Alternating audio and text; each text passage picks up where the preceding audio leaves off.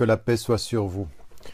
Bonsoir, une petite réaction, une vidéo et quelques réflexions autour de ce que j'ai pu entendre. On m'a pas mal interpellé, on m'a envoyé un certain nombre de messages sur ce qui a été dit à la télévision et sur, à nouveau, les choses qui sont répétées dans le cadre de l'émission On n'est pas couché par l'un des chroniqueurs, Yann Moix, et interpellant en l'occurrence Edoui Plenel.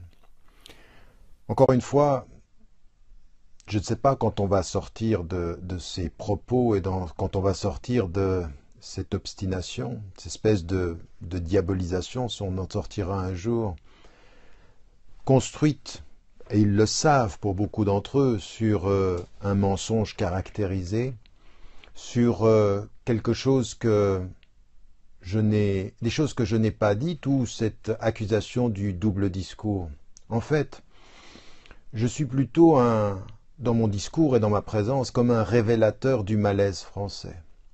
Du malaise français par rapport à la question de l'islam, par rapport surtout à la question de cette nouvelle présence des femmes et des hommes, des Français de confession musulmane qui aujourd'hui sont en train d'émerger et qui ont décidé dans leur présence et dans leur visibilité de ne pas avoir à se compromettre ou à compromettre leurs valeurs et leurs principes.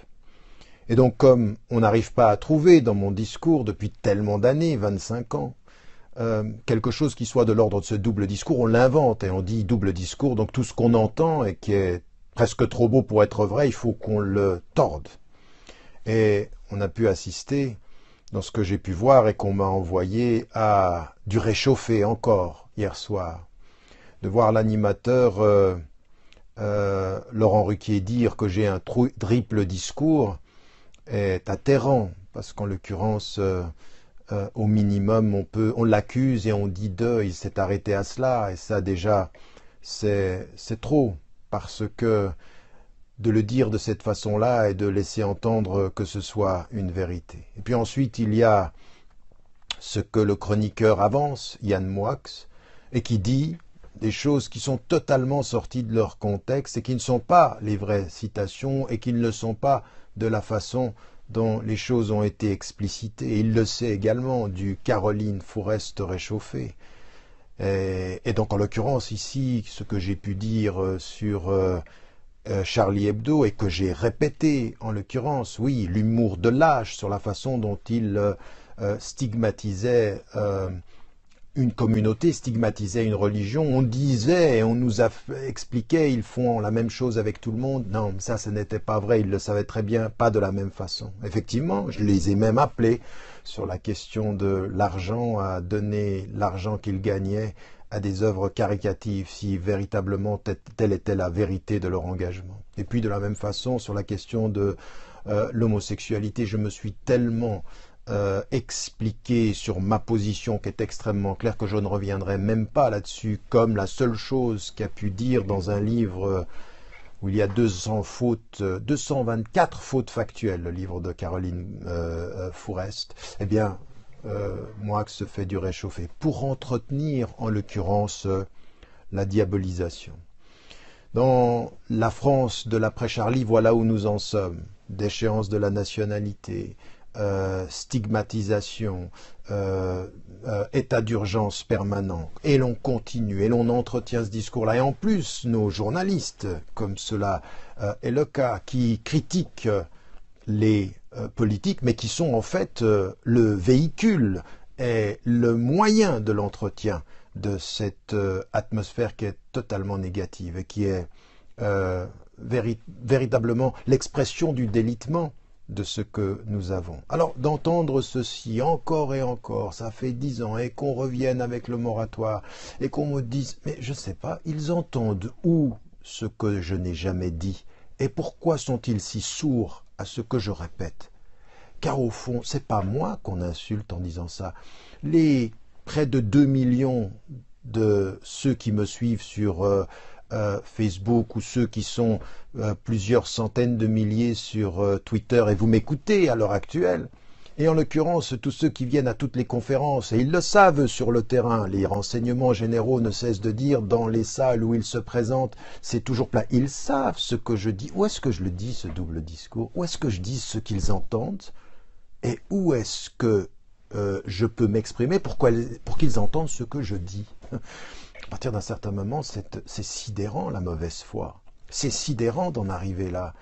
Parce qu'en fait, c'est effectivement révélateur de cette surdité entretenue, cette surdité qui tient de l'idéologie, véritablement de la non-acceptation. Et donc, c'est devenu maintenant un mantra, c'est devenu un propos courant.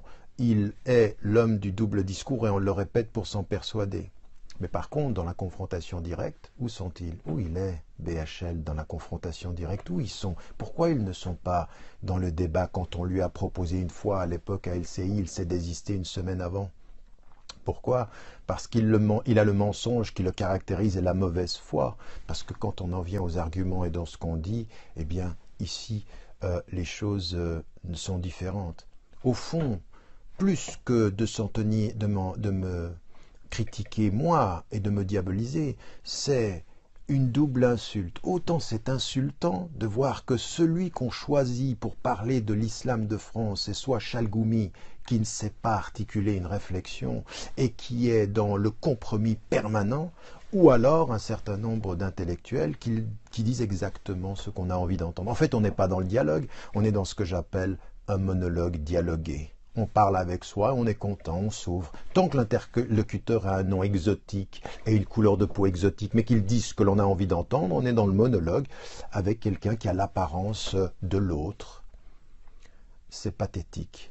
C'est pathétique, mais c'est l'état de la France. Et malheureusement, dans beaucoup de pays européens aujourd'hui, eh bien, ceci est aussi une réalité. Ceci est aussi une réalité du propos. Et donc, à partir de ce moment-là, il faut aussi que vous, qui me suivez là, ou qui êtes dites-leur d'où vous écoutez là, parce que c'est assez sidérant. Dans quel pays êtes-vous quand vous écoutez là?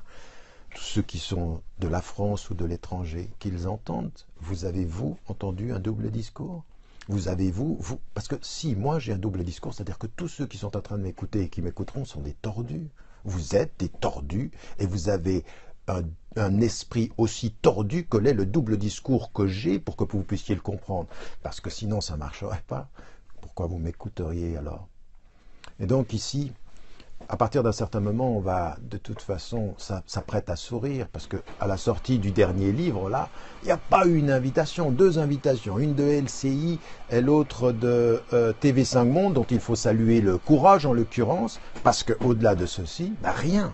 Il y a ces émissions-là ou d'autres, rien.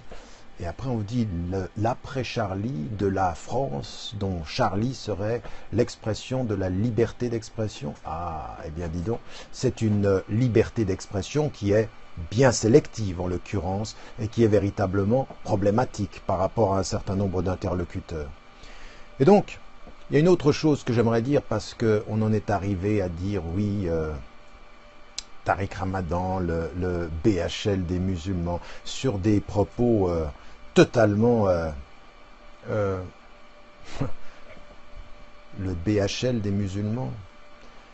Il y a juste une chose que j'aimerais dire ici, c'est que à l'endroit de tous ceux qui essayent de faire ce lien, il y a eu un certain nombre de personnes qui ont essayé de faire ce lien en confondant la pensée avec le physique et en faisant des raccourcis. La différence, c'est que je n'ai pas de sang sur les mains. Moi, je ne suis pas allé en Libye. Je n'ai pas écrit un livre sur la guerre sans l'aimer, en appelant à tuer. J'ai pas ça. Je ne l'ai jamais fait, jamais je ne le ferai. J'ai par contre condamné, même dans les pays majoritairement musulmans, que ce soit en Arabie Saoudite, dans tous les États du Golfe, ou au Qatar, ou en Égypte, dans les sociétés majoritairement musulmanes, dans les sociétés majoritairement musulmanes, comme on dit, j'ai condamné toutes les dictatures et toutes les exactions et toute la mort des innocents, toutes les morts d'innocents. Ça, je n'ai pas cessé de le faire.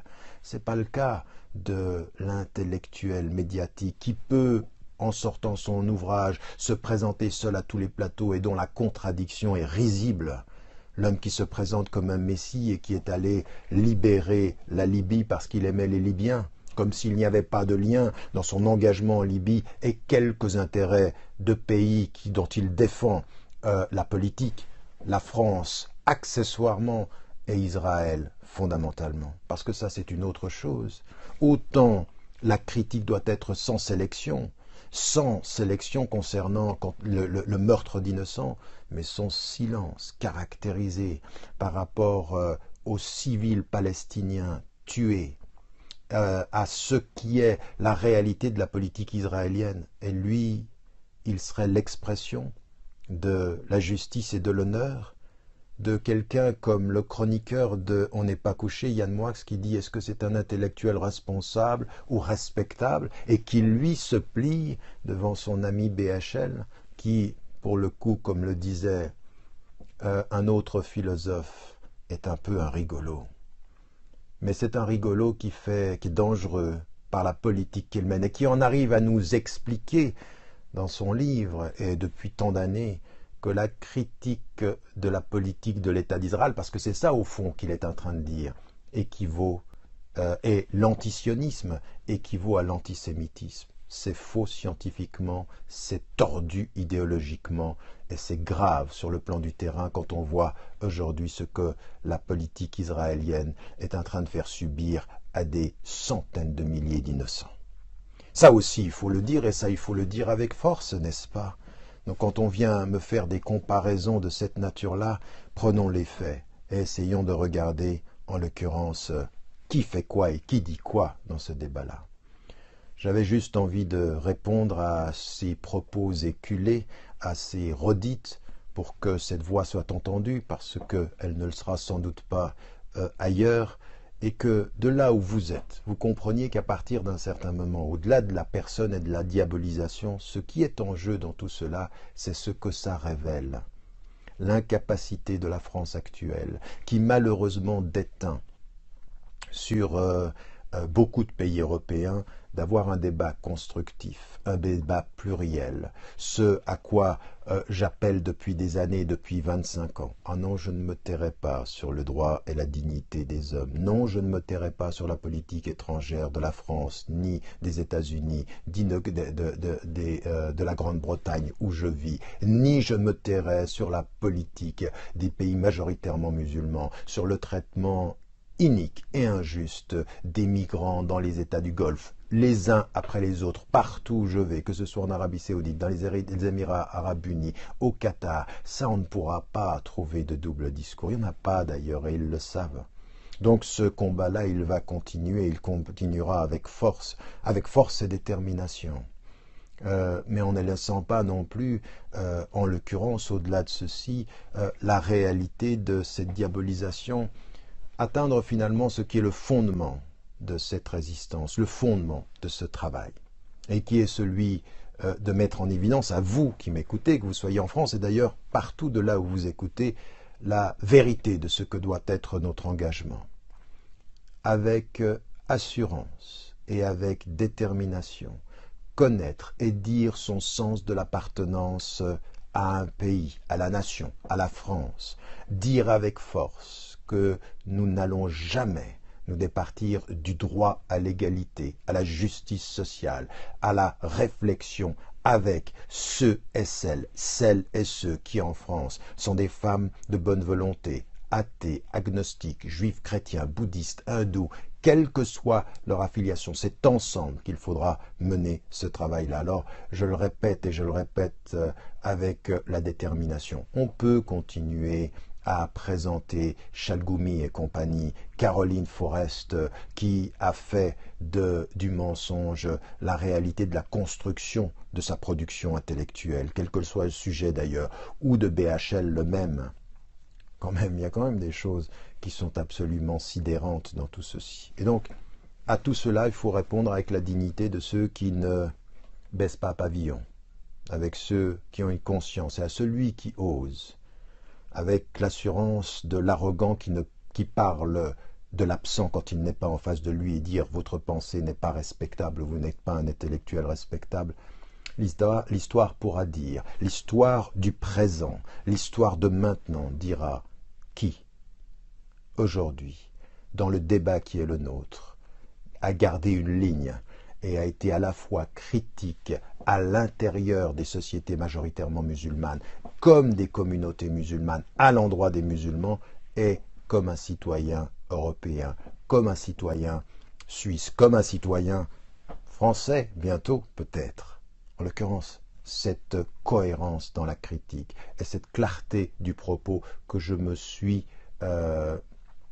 imposé depuis tant d'années, alors qu'on vienne me prouver le double discours par des citations qui ne sont pas sorties de leur contexte, ou alors qu'on ouvre le débat, le vrai débat, et non pas ces manipulations.